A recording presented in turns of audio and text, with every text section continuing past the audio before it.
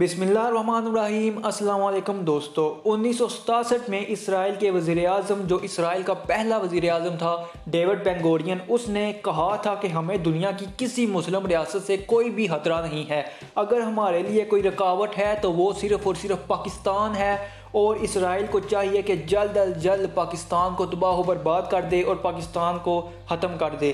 مزید آگے بڑھنے سے پہلے آپ سے گزارش ہے کہ ہمارے اس چینل کو لائک، سبسکرائب اور شیئر ضرور کریں۔ 1967 میں عید کے موقع پر اسرائیل نے مسلمان ممالک کے اوپر حملہ کر دیا، جن میں شام، مصر اور اردن شامل تھے۔ اسرائیل نے یہ حملہ اس وقت کیا جب مسلمان عید کا تہوار منا رہے تھے اور عید کی خوشیوں میں مگن تھے۔ اسرائیل نے عید کے وقت مسلمان ممالک کے اوپر حملہ کیا اور ان تینوں ممالک کی فضائیہ کو پلک جھپکتے ہی اسرائیل نے تباہ و برباد کر دیا، اور ایک مسلمانوں کے اندر ایک خوف و ہراس پایا جانے لگا کہ اب مسلمان ممالک کو اسرائیل اور امریکہ سے کون بچائے گا، کیونکہ اس وقت بھی امریکہ اسرائیل کی مدد کر رہا تھا۔ پھر پاکستان کی ایئر فورس سے مدد لی گئی اور پاکستان کو کہا گیا کہ ہماری مدد کی جائے۔ پاکستان کی ایئر فورس ان ممالک کے اندر گئی اور پاکستان کی ایئر فورس نے جاتے ہی اسرائیل کے طیاروں کو گرانا شروع کر دیا، اور جب اسرائیل کے طیاروں کو پاکستان نے گرانا شروع کر دیا تو اسرائیل کا جو ایئر چیف تھا اس نے بیان دیا، اور وہ ایک تاریخی بیان تھا اس کا، اور اس نے کہا کہ ہمیں پتہ ہے کہ یہ کون لوگ ہیں جو ہمارے طیارے گرا رہے ہیں۔ ان عرب ممالک کے اندر اتنی ہمت نہیں کہ وہ اسرائیل کے طیارے گرا سکیں۔ یہ پاکستانی پائلٹس ہیں اور پاکستان کے لوگ ہیں، اور یہ پاکستانی طیارے ہیں جو اس وقت اسرائیل کے طیاروں کو گرا رہے ہیں۔ آپ کو بتاؤں کہ جب سے پاکستان اور اسرائیل وجود میں آئے ہیں، پاکستان نے تب سے لے کر آج تک اسرائیل کے 104 طیارے زمین کے اوپر گرائے ہیں، اور الحمدللہ پاکستان کا آج تک ایک بھی طیارہ اسرائیل نہیں گرا سکا۔ اسرائیل جب وجود میں آیا تو اسرائیل کی بنیاد ہی یہودی ازم کے اوپر تھی، اور جب پاکستان وجود میں آیا تو پاکستان کی بنیاد ہی اسلام کے اوپر تھی، جس کی وجہ سے یہ دونوں ممالک آئیڈیالوجی کے طور پر، ایک نظریے کے طور پر ایک دوسرے کے مخالف ہیں اور ایک دوسرے کے دشمن ہیں۔ 7 جون 1981 کو اسرائیل نے عراق کے نیوکلیئر ری ایکٹر کے اوپر حملہ کیا جو کہ انڈر کنسٹرکشن تھا۔ اس پر حملہ کرنے کے لیے 8 F-16 طیارے اسرائیل نے بھیجے، جو کہ 600 میل کا سفر طے کرنے کے بعد عراق کے اندر داخل ہوئے اور عراق کے نیوکلیئر پروگرام کو تباہ و برباد کر دیا۔ پاکستان نے بھی 1972 میں کوہیٹا پلانٹ لیبارٹری پر کام شروع کر دیا تھا، جس کی وجہ سے پاکستان دنیا کے اندر ایک مشکوک پایا جاتا تھا، اور امریکہ اور اسرائیل پاکستان کو بہت ہی بری نظر سے دیکھتے تھے اور پاکستان پر حملے کے لیے ہر وقت تیار رہتے تھے۔ اسرائیل نے عراق کا نیوکلیئر پاور پلانٹ تباہ کیا تو اس کو ایک شے ملی، اور اس نے بھارت کو پاکستان کے خلاف کھڑا کیا، اور بھارت کو پاکستان کے خلاف کھڑا کرنے کے بعد اس نے بھارت کو یہ شے دی کہ بھارت پاکستان کے نیوکلیئر پلانٹ کے اوپر حملہ کرے۔ فروری 1983 میں بھارتی ملٹری کے خفیہ لوگ اسرائیل گئے، اور دورہ جو انہوں نے کیا وہ انتہائی خفیہ دورہ تھا۔ وہاں پر انہوں نے الیکٹرونک وارفیئر ایکوپمنٹس لینے کے بعد پاکستان کے خلاف ایک جنگی تیاری شروع کر دی، جس سے کوئٹہ پلانٹ کو تباہ کرنا تھا۔ اسرائیل نے بھارت کو پاکستان کے F-16 کی تمام معلومات دے ڈالی اور بدلے میں MiG-23 کی تمام معلومات لے لی۔ جنرل ضیاء الحق کو جب اس بارے میں پتہ چلا تو جنرل ضیاء نے پاکستان کی ایئر فورس کا ایک ہنگامی اجلاس بلایا، اور جنرل ضیاء نے ایک پورا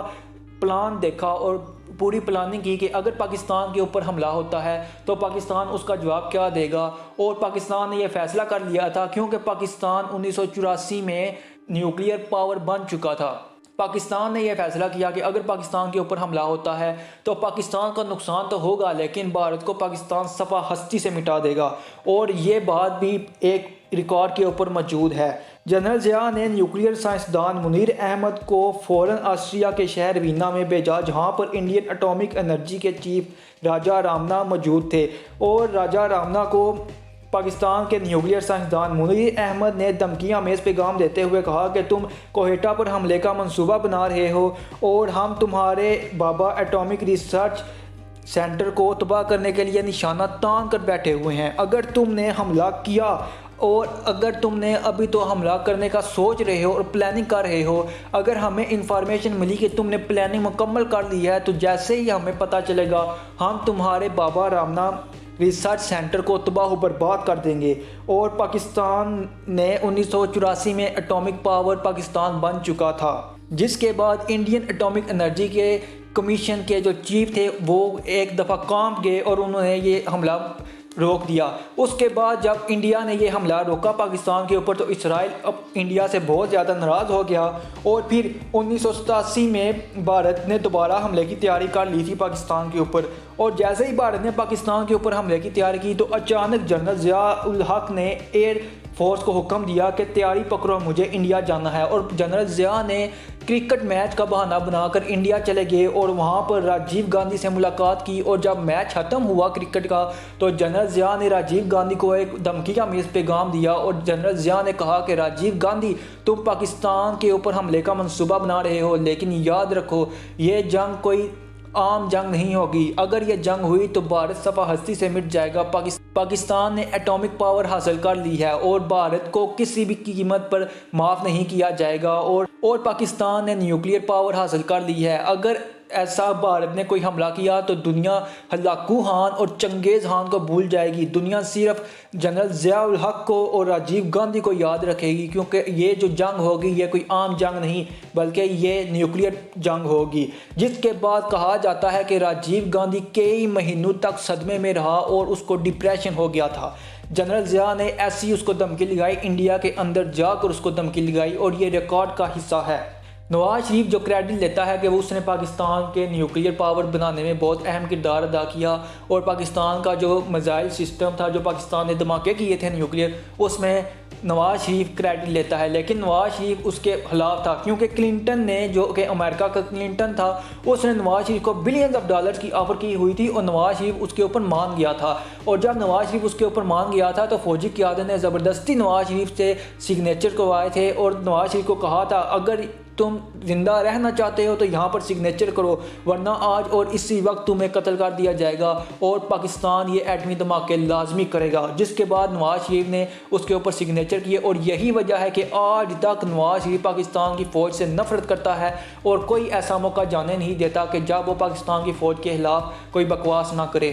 جنرل ضیاء الحق کو پاکستان کے لیے ایک ڈکٹیٹر بنا دیا گیا، اس کی شہرت کو بدنام کیا گیا، اور جنرل ضیاء کو ایک آمر کے طور پر ایسے دکھایا گیا کہ جیسے وہ کوئی دنیا کا بہت ہی ظالم شخص ہو، لیکن جنرل ضیاء وہ واحد آدمی ہے جس کے دور میں پاکستان نے ترقی کی اور پاکستان دنیا کے نقشے کے اوپر ایک عزت دار ملک کے طور پر سامنے آیا تھا۔ جیسے ہی جنرل ضیاء کی